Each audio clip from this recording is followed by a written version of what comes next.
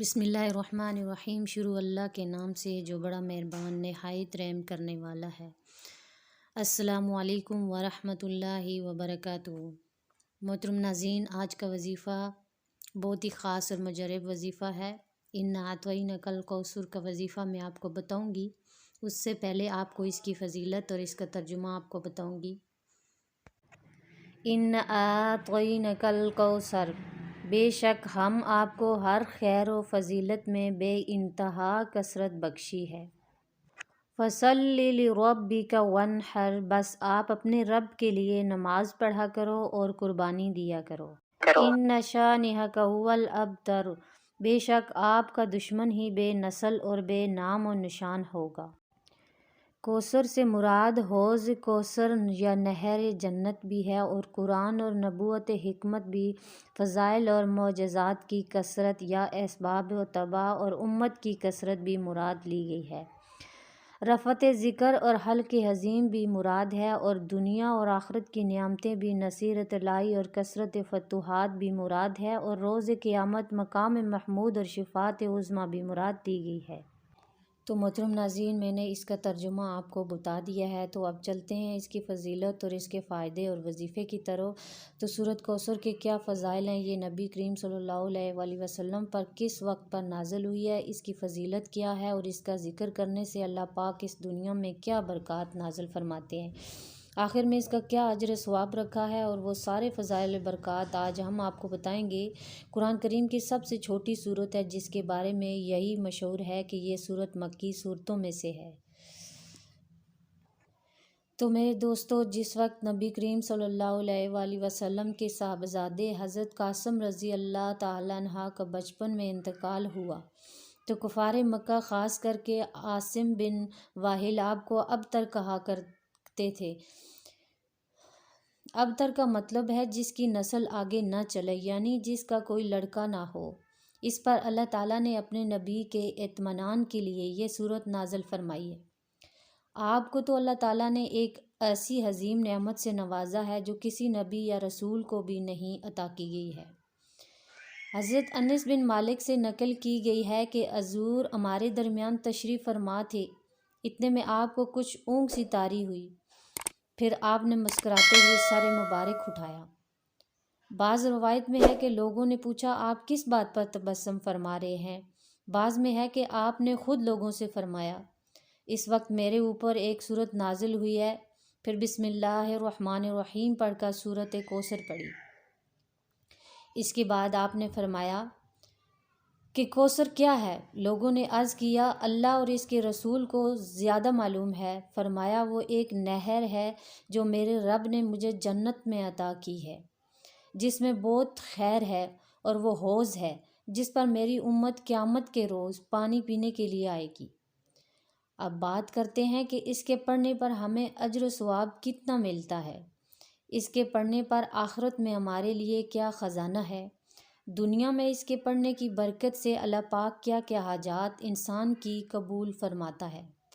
تو دوستو، نبی کریم صلی اللہ علیہ وآلہ وسلم فرماتے ہیں جو شخص قرآن پاک کا ایک حرف پڑھے اس کو 10 نیکیوں کے برابر نیکی ملتی ہے۔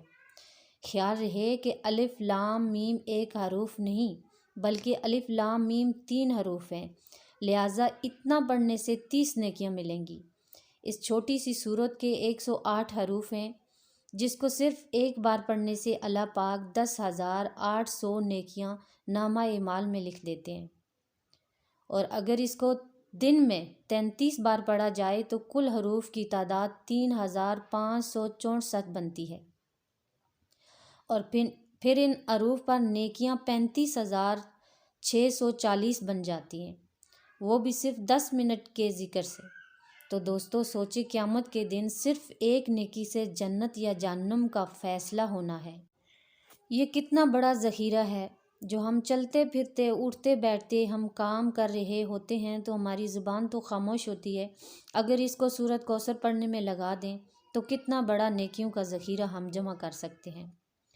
دوستو، اگر آپ روزانہ صبح 33 بار سورۃ کوثر کو پڑھنے کا معمول بنائیں گے تو اس سے آپ کو دنیا میں جو فائدہ ملے گا اس میں سب سے بڑا فائدہ یہ بھی ہوگا کہ جائز دعا اللہ پاک سے مانگی جائے گی وہ پوری ہوگی اور قبولیت کا شرف حاصل ہوگا۔ آپ کو جو بھی صبح کے وقت حاجت ہوگی وہ اللہ پاک پوری فرما دیں گے۔ آپ کی کوئی بھی حاجت ہو 33 بار سورۃ کوثر کے پڑھنے کو اپنا معمول بنا دیں۔ 10 دن تک آپ مسلسل کرتے رہیں، انشاءاللہ اللہ کے حکم سے اس کے پڑھنے سے آپ کی ہر طرح کی حاجت پوری ہو جائے گی۔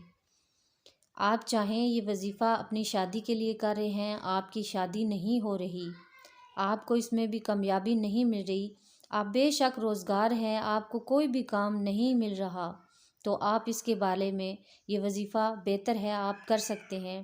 آپ کے دشمن ہیں تو ان سے چھٹکارا پانے کے لیے بھی آپ یہ وظیفہ کر سکتے ہیں۔ آپ کی کوئی بھی حاجت ہو، مقصد ہو، آپ اس وظیفے کے ذریعے اپنا مقصد پورا کر سکتے ہیں۔ صرف آپ نے 33 مرتبہ یہ اپنا دن میں معمول بنا لیں پڑھنے کا۔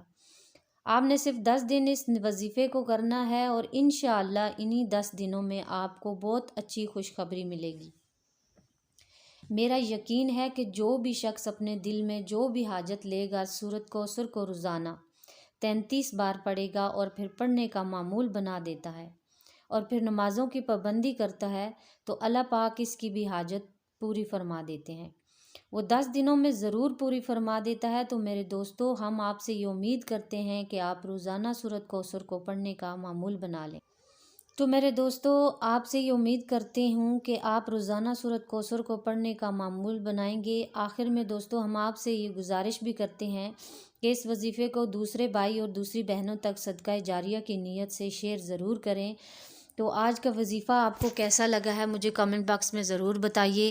یہ بہت ہی خاص اور مجرب وظیفہ ہے، سورۃ کوثر کا وظیفہ، جو مجھے بہت پسند ہے۔ تو محترم ناظرین، آج آپ سے اجازت چاہتی ہوں۔ اگر میرے چینل پر آپ نئے ہیں تو میرے چینل کو سبسکرائب کیجئے، میری ویڈیو کو لائک کیجئے، اپنا بہت سارا خیال رکھیے گا اور یہ شیئر بھی کیجئے۔ اللہ حافظ۔